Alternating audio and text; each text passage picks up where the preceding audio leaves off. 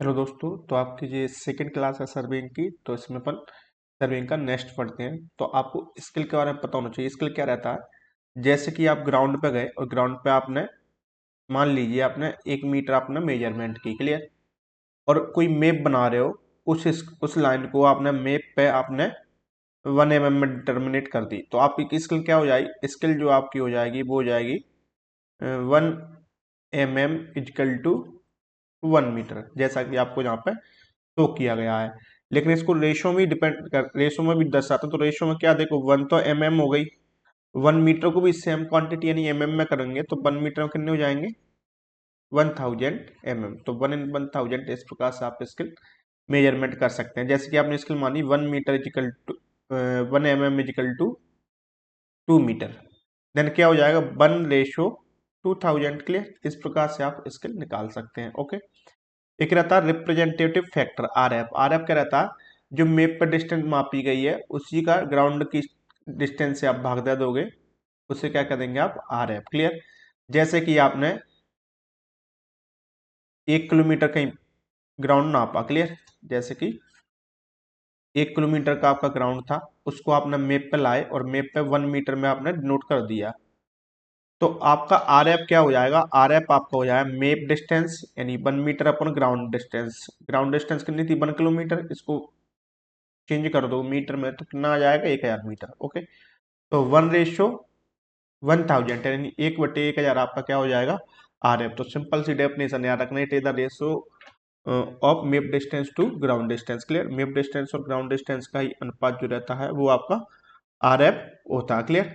अच्छा, एक एक बात आपको ध्यान रखना, जैसे कि आर एफ 1:, 1/100 है, ये किससे बड़ा, 1/1000 से, यानी नीचे जितनी छोटी वैल्यू रहती है उतनी ही आपके लिए बड़ी आर एफ हो जाएगी, क्लियर। तो आप कभी भी आर एफ को कंपेरिजन करेंगे तो इस प्रकार से आपको कंपेरिजन करना है। कभी कभी आपको सिंपल सा पूछा जाता है इनमें से कौन सा आर एफ बड़ा है, कौन सा रिप्रेजेंटेटिव फैक्टर बड़ा है। तो आप जनरली ये नॉर्मल चीजें, मैथमेटिक्स वाली चीजें आप यहाँ पे आप बच सकते हो। मेन क्वेश्चन आते हैं आपके जहाँ से, तो स्किल को आप परचेस कर लीजिएगा। स्किल में क्या है आपको पता होना चाहिए। स्किल कितने प्रकार की होती है, तो देखो प्लेन स्किल रहती है, रंग की स्किल रहती है, बर्नियर स्किल रहती है और डायगोनल स्किल रहती है। तीनों के बारे में, चारों के बारे में पहले समझ लीजिए। प्लेन स्किल क्या रहती है, जनरली जो आपने बचपन से जो स्किल देखी है वो ही आपकी प्लेन स्किल रहती है। प्लेन स्किल में क्या, 2 यूनिट तक नाप सकते हैं, यानी कि इसमें एक तो यूनिट वाली मेजरमेंट कर सकते हैं, एक टेंथ वाली, यानी कि आप इसमें सेंटीमीटर और एमएम नाप सकते हैं या फिर मीटर और सेंटीमीटर नाप सकते हैं, यानी दो यूनिट तक आप इसमें नाप सकते हैं। ओके। इसके बाद आती है डायगोनल स्किल। डायगोनल स्किल में क्या, 3 यूनिट तक आप नाप सकते हैं, यानी 3 यूनिट तक कैसे नाप सकते हैं, एक तो यूनिट में नाप सकते हैं, आप एक टेंथ में नाप सकते हैं और एक 100 में नाप सकते हैं। ओके। यानी कि इसमें आप भी नाप सकते हैं, सेंटीमीटर भी नाप सकते हैं और मीटर भी नाप सकते हैं। इस प्रकार से समझिए, तीन इसमें नाप सकते हैं। जैसे प्लेन स्केल में क्या, आप सेंटीमीटर और मीटर यानी एक साथ दो ही नाप सकते हैं, क्लियर। 2 यूनिट तक प्लेन स्केल में नाप सकते हैं। डायगोनल स्केल में कितने यूनिट तक नाप सकते हैं आप, 3 यूनिट तक नाप सकते हैं। इसके बाद देखिए श्रंक स्केल। श्रंक स्केल क्या रहता है, जब आप ग्राफिकल मेजरमेंट करते हैं तो ग्राफ पे ही एक स्केल बना दी जाती है। ग्राफ क्या है, समय के साथ आपका जो है श्रंक हो जाता है, नहीं सिकुड़ जाता है। ओके। उसी स्किल को आप बोलते हैं, जो सुकड़ी हुई स्किल रहती है उसी बोलते हैं shrunk skill, clear. Shrunk skill को श्रंक फैक्टर से निकालते हैं, जो कि अपना आगे इसी वीडियो में आपको बता देंगे, क्लियर। अब आता है इसके बाद main vernier scale. Vernier scale किस लिए यूज होती है, फ्रैक्शनल पार्ट्स को मेजरमेंट करने के लिए, यानी बहुत छोटे छोटे पार्ट्स को अगर आप मेजरमेंट करना है तो वहां पर बर्नियर स्किल को आप यूज करते हैं। बर्नियर स्किल में 2 प्रकार की जो व्यवस्था रहती है, एक तो इसमें बर्नियर लगा रहता है, एक इसमें मेन स्किल लगा रहता है। इसी के आधार पर आप बर्नियर स्किल को 2 प्रकार से बांट सकते हैं। देखो, एक बांटा आपका किस कौन सा, डायरेक्ट वर्नियर, एक बार था आपका डायरेक्ट वर्नियर, एक बार बांटा आपका रेट्रोग्रेड वर्नियर, क्लियर। तो ये एक दूसरे के अपोजिट रहते हैं, तो पहले एक को समझ लीजिए, दूसरा आपको ऑटोमेटिक ही समझ में आ जाएगा, क्लियर। आता है जहां से क्वेश्चन, इसलिए अच्छे समझ लीजिए। डायरेक्ट स्किल में क्या रहता है, reading increase in the direction of main skill, यानी डायरेक्ट वर्नियर में क्या है, जो रीडिंग की जो इंक्रीज होगी, यानी रीडिंग जो बढ़ेंगी, जैसे 5, 10, 15 ऐसे रीडिंग जो बढ़ रही है वो मैन स्किल की डायरेक्शन में ही बढ़ेंगी। जबकि रेट्रोग्रेड वर्नियर में क्या होता है, रीडिंग डिक्रीज होती है मैन स्किल की डायरेक्शन में, यानी जस्ट इसका अपोजिट रहता है, clear. Division slightly shorter than the man skill, यानी कि डायरेक्ट वर्नियर के जो डिवीजन जो रहते हैं वो छोटे होते हैं मैन स्किल के डिवीजन से, क्लियर। इसी प्रकार इसमें क्या होगा जाएंगे, जो बर्नियर के डिवीजन जो होंगे रेट्रोग्रेड बर्नियर में, इसमें लॉन्गर हो जाएंगे मेन स्केल के डिवीजन से। क्लियर। अच्छा, इसमें एन बी इजिकल टू एक फॉर्मूला बनता है, N B equal to N S N minus one into S. Clear. ये आपको ध्यान रखना, ये डायरेक्ट स्केल में आता है और ये रेट्रोग्रेड स्केल में आता है। रेट्रोग्रेड में क्या आएगा, n B equal to n plus one, कोष्टक बनाएंगे उसके बाद इंटू एस। क्लियर। तो ये आपको ध्यान रखना, एक ही याद रख लेना, माइनस वाला याद रखना, क्योंकि उसमें शॉर्टर रहते हैं बर्नियर स्केल के, इसलिए इसमें माइनस लगती है। ऐसे करके आप याद रख लोगे तो आपको समझ में आ जाएगा। इसका लिस्ट काउंट आपसे पूछा जाता है, लिस्ट काउंट क्या रहता है, लिस्ट काउंट रहता है एस अपॉन एन। एस क्या रहता है, value of smallest division of vernier, यानी बर्नियर के छोटे छोटे डिवीजन की value upon total number of division of main scale, यानी मेन स्केल टोटल जितने भी डिवीजन रहते हैं उससे आप डिवाइड कर दोगे तो आपका क्या आ जाएगा, लिस्ट काउंट। यहाँ से न्यूमेरिकल क्वेश्चन भी पूछे जाते हैं और थ्योरेटिकल क्वेश्चन भी आपके लिस्ट काउंट से आ चुके हैं, तो आपको लिस्ट काउंट जो है बहुत अच्छे से कर लेना। क्लियर। वही है बर्नियर के बारे में आपको डेफिनेशन दी है, fractional parts of smallest division को नापने के लिए मैन स्केल पर नापते हैं, उसी को बर्नियर कहते हैं। क्लियर। अच्छा, श्रिंक फैक्टर क्या मैंने बताया था, कोई भी मेप है। क्लियर। ग्राफिकल, ध्यान रखना दो प्रकार के स्किल, एक तो अपन न्यूमेरिकल स्किल रहती है, एक रहती है ग्राफिकल, जो ग्राफ को बना देते हैं। तो ग्राफिकल स्किल हमेशा न्यूमेरिकल स्किल्स जो है बेटर रहती है। ठीक है, इस बात को ध्यान रखना, ग्राफिकल स्किल हमेशा न्यूमेरिकल स्किल से बेटर रहती है। अब श्रिंक फैक्टर क्या है मैंने आपको बता दिया, जैसे कि यहाँ पे एक स्किल बनी थी। क्लियर। यहाँ पे एक स्किल बनी थी, स्टार्टिंग में बना दी थी। ओके, जब मैप बनाया अब स्किल बन गई, तब जो क्या हो गई, ओरिजिनल स्किल हो गई। Okay, original skill. अच्छा, एक और तरीके से, दोनों तरीके से बता देता हूँ। माने चलो एक लेंथ नापी थी स्टार्टिंग में, जब मैप बनाता तो जहाँ पे लेंथ लिख दी तो ये क्या हो जाएगी, original length on map. Clear. अब कुछ सालों के बाद, कई साल हो गए, उसके बाद इसी मैप को जब देखा, इसी मैप को देखा तो मैप श्रिंक हो गया थोड़ा। मैप क्या हो गया आपका, श्रिंक हो गया। तो जहाँ पर जो स्किल बचेगी, जहाँ पर जो अब स्किल आएगी मैप के श्रिंक होने के बाद, उसको क्या बोलेंगे अपन, श्रिंक स्किल बोलेंगे। क्या बोलेंगे, श्रिंक स्किल। ओके। अच्छा, दूसरी लाइन में आप समझो, अगर कोई लेंथ थी यहाँ पे, तो जहां पे वो लेंथ अगर है श्रंक होने के बाद, उसे क्या बोलेंगे, श्रंक लेंथ। क्या बोलेंगे, श्रंक लेंथ।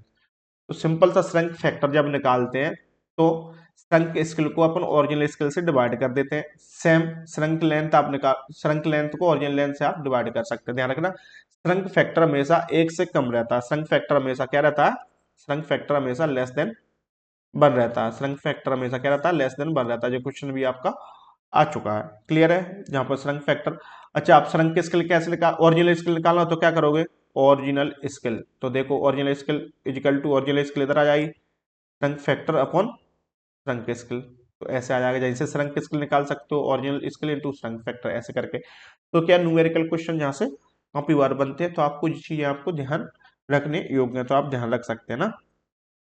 आगे चलते हैं, principle of the serving. Serving के जो प्रिंसिपल रहते हैं वो कौन कौन से रहते हैं, तो दो प्रिंसिपल रहते हैं। भर वर्ग क्वेश्चन जहां से आ चुके हैं जेई के एग्जाम में, तो आप सिंपल से देख लीजिए। पहला प्रिंसिपल रहता है work from all two parts, यानी कोई भी आप वर्क करोगे, जैसे कि इतने बड़े पार्ट्स में आपको वर्क करना है, इतने बड़ा आपका मैप है या इतना बड़ा आपका ग्राउंड, उसमें वर्क करना, तो वर्क हमेशा बार की तरफ से, यानी बड़े बड़े टाइप, बड़े साइड से छोटी साइड की ओर ले जाएंगे। ऐसे पहले बार वाला में एक लाइन डाली, उसके बाद अंदर लाइन डाल रहे हैं, इसका अंदर लाइन डाल रहे हैं, फिर इसके अंदर लाइन डाल दी, इसके अंदर, इसमें से ऐसे बड़े से छोटे पार्ट्स आप करते जाएंगे, work from all two parts करते जाएंगे और मेजरमेंट करते जाएंगे। अच्छा, ये करते क्यों, ये भी कभी कोई पूछ लिया जाता है। तो लोकलाइज द एरर, यानी एरर को कम करने के लिए, एरर को लोकलाइज करने के लिए आपका ऑल टू पार्ट्स आप वर्क करते हैं। प्रिवेंट देयर एक्लुमिनेशन, यानी कि एरर एक साथ इकट्ठा न हो जाए, उसको रोकने के लिए, प्रिवेंट करने के लिए आप ऑल टू पार्ट्स करते हैं। जैसे कि अगर जहां पर कोई एरर आ रहा तो ये इधर इतने ही पोर्शन में रहेगा, वर्क टू पार्ट्स करेंगे तो इसलिए प्रिवेंट हो जाएगा। एक तो एरर लोकलाइज हो जाएंगे, एरर से बच जाएंगे, और दूसरी बात, जो अगर एरर आता ही भी है तो एक्यूमुलेट नहीं होगा, वो इकट्ठा होकर दूसरे एरिया को वो इफेक्ट नहीं करेगा। ये चीज आपको याद रखना। क्लियर। नेक्स्ट क्या, locate A point by at least to measurement, यानी कोई भी आप पॉइंट आप लगा रहे हो तो कम से कम उसके दो मेजरमेंट लीजिए। जैसे एक गांव है जहां पे एक पेड़ खड़ा है। क्लियर। ओके। और जहां पे मान चलो एक इलेक्ट्रिकल पोल गड़ा है, खंभा गड़ा है। ओके। तो आप जो पॉइंट है, अगर इस पॉइंट का आप मेजरमेंट ले रहे हो किससे, इस पेड़ से। ओके। 10 साल बाद गए, पता पड़ा पेड़ गायब ही हो गया।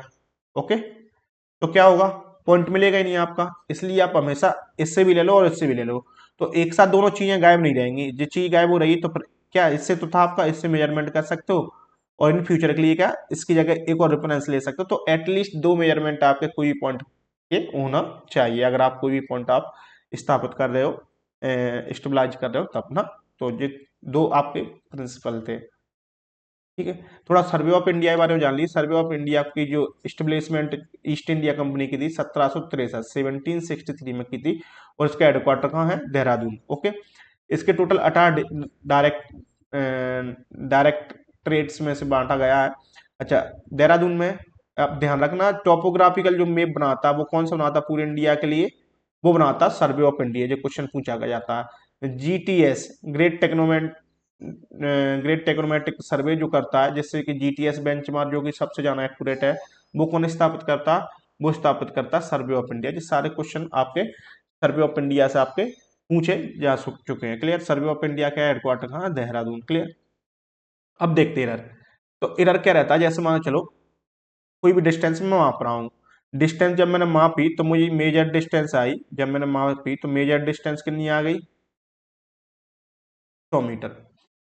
इस पॉइंट से इस पॉइंट तक कोई डिस्टेंस मैंने नापी तो मेजर की तब डिस्टेंस कितनी आई, 100 मीटर। लेकिन मैंने एक्चुअल डिस्टेंस देखी, एक्चुअल डिस्टेंस कितनी थी, मेजर डिस्टेंस को शॉर्ट में एमडी लिख रहा हूँ और एक्चुअल डिस्टेंस को शॉर्ट में एडी कह रहा हूँ, जहाँ से मेजर्ड वैल्यू और ट्रू वैल्यू भी इनको बोल सकते हैं। एक्चुअल डिस्टेंस कितनी थी ना, सॉरी 99 मीटर मैंने मान ली कि एक्चुअल डिस्टेंस कितनी थी, 99 मीटर। तो जब मैं एरर निकालूंगा तो एरर कैसे निकालूंगा, major distance minus actual distance, यानी मेजर डिस्टेंस कितनी थी 100 मीटर, माइनस कितनी कर दी, एक्चुअल डिस्टेंस 99, एरर कितना आ गया 1 मीटर।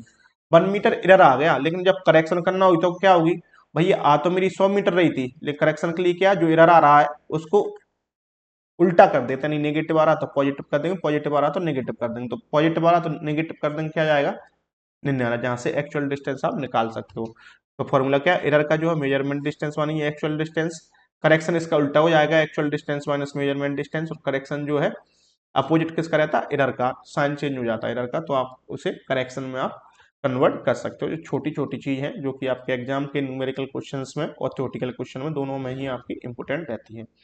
टाइप्स ऑफ एरर देख लिए, मिस्टेक्स होती हैं तो मिस्टेक्स तो नॉर्मल रहती है, मेनली 2 प्रकार के रहते हैं। सिस्टमेटिक एरर, जैसे कम्युनिकेटिव एरर भी बोलते हैं।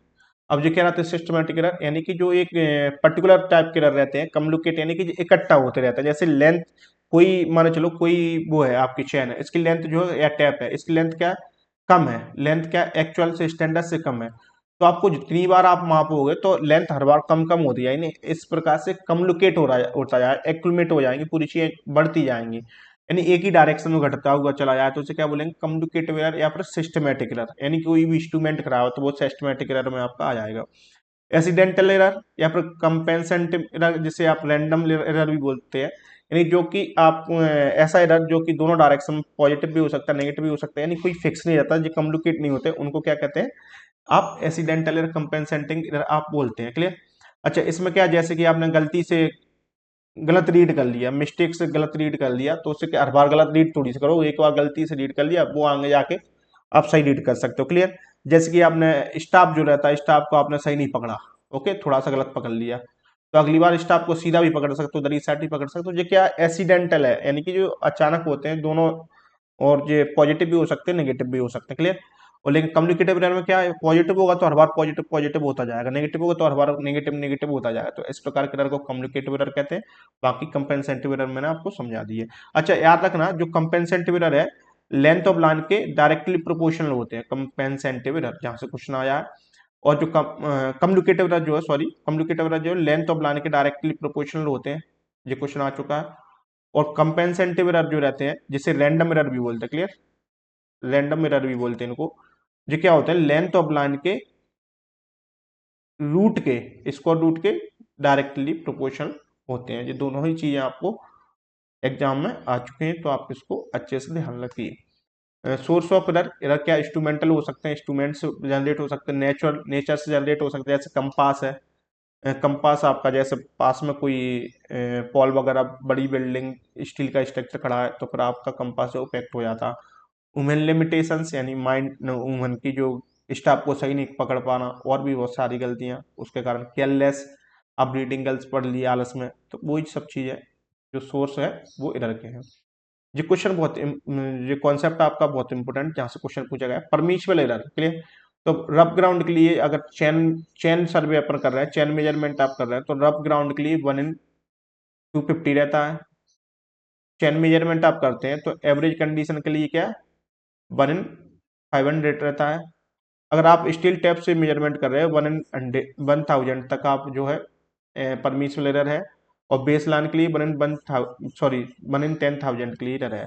तो सभी चीज़ें आपको याद रखना है, चीज़ें आपकी आ चुकी हैं एग्जाम में ना। तो मिलते हैं नेक्स्ट क्लास में, जब भी आपकी सर्वे की नेक्स्ट क्लास आपको मिल जाएगी। जैसे कि आपको पता है डेली 7:15 PM पर मैं आपको एक वीडियो अपलोड करा देता हूँ, जिसमें कि अपन कॉन्सेप्ट पढ़ रहे हैं, एक साइड से सभी सब्जेक्ट के कॉन्सेप्ट पढ़ने की कोशिश कर रहे हैं, जिसमें बिल्डिंग मटेरियल या मटेरियल टेक्नोलॉजी जिसे आप बोलते हैं उसके खत्म हो गए, सर्वेइंग के शुरू हो गए। तो इसकी सभी प्लेलिस्ट मैंने AE और JEE एग्जाम के नाम से आपकी प्लेलिस्ट में जाइए, प्लेलिस्ट मिल जाएगी, वहाँ पे आपको सारी वीडियो जो पिछली अपलोड हो गई हैं वो आपको दिख जाएंगी।